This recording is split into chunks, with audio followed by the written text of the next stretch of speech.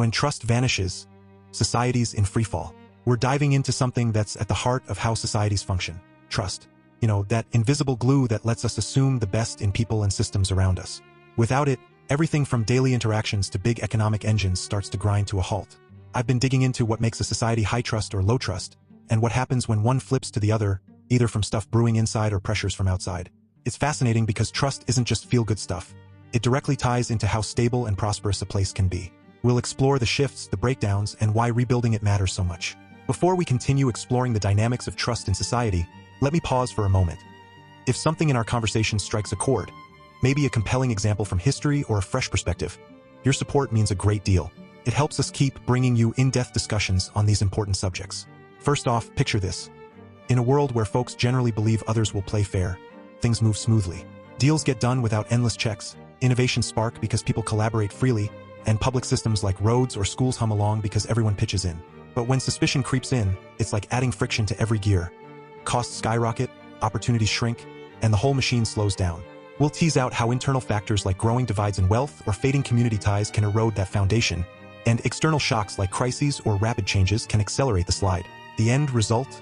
A society where productivity tanks, stability wobbles, and wealth creation becomes an uphill battle for everyone. Now, let's get into the nitty-gritty of what this transformation looks like.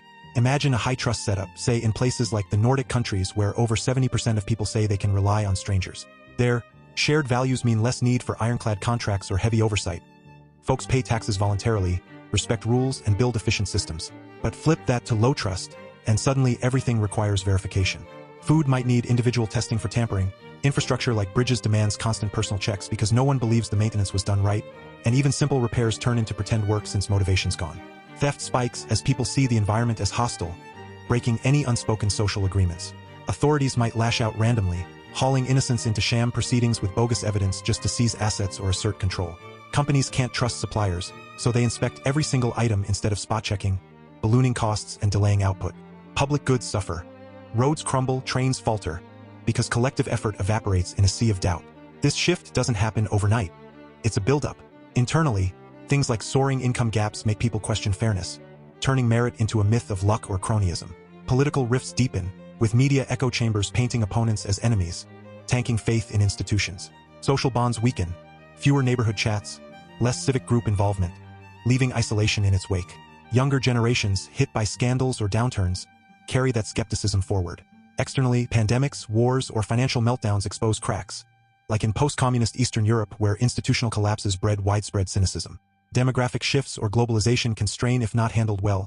Those spots like Singapore buck that with strong integration. Media fragmentation amps up perceived threats, fueling a downward spiral where low trust begets more division. Diving deeper into themes, trust is the bedrock of social capital, slashing transaction costs and boosting cooperation. In high-trust realms, it's like economic lubricant, fostering innovation, entrepreneurship, and investments in people. Low trust.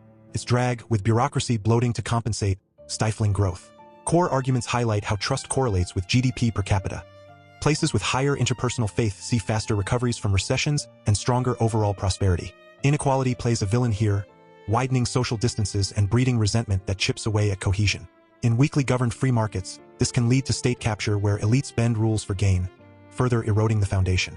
Trust fuels public goods investment. Think voluntary tax compliance or support for infrastructure, while its absence invites evasion and decay. On stability, high trust buffers shocks. Democracies with it weather downturns without leadership churn, maintaining continuity. Low trust amplifies crime, corruption, and health woes, diverting resources from productive paths. Wealth-wise, it explains up to half of long-run growth variations through better total factor productivity. In essence, trust turns potential into reality, while distrust locks it away behind walls of suspicion. To illustrate, let's look at 3 real-world cases showing trust's grip on stability and wealth. First, the United States.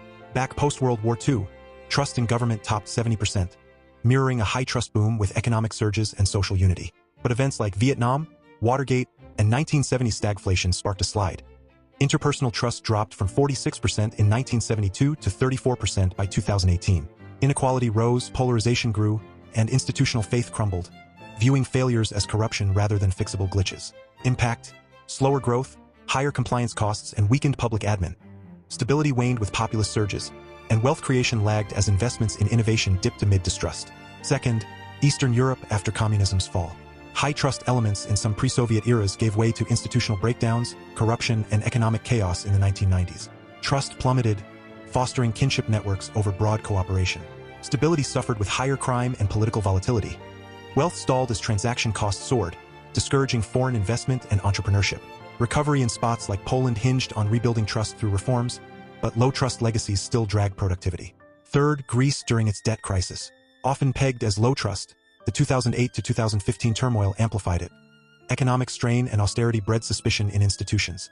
Trust in government and banks tanked, leading to tax evasion spikes and black markets. Stability eroded with protests and political turnover.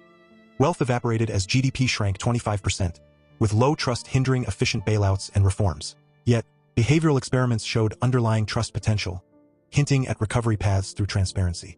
Pulling from the wisdom out there, one standout line is, trust is the glue of healthy societies and the grease of economic productivity.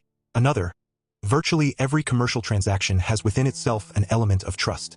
And this, in the fear of some loose cannon, people set up procedures that everyone has to accommodate. These capture how trust oils the wheels or gums them up. Wrapping up, if you're pondering society's future, think about nurturing trust, tackle inequalities, foster connections, and handle crises transparently. It could flip vicious cycles to virtuous ones, unlocking stability and wealth for all. Stay trustworthy, stay free,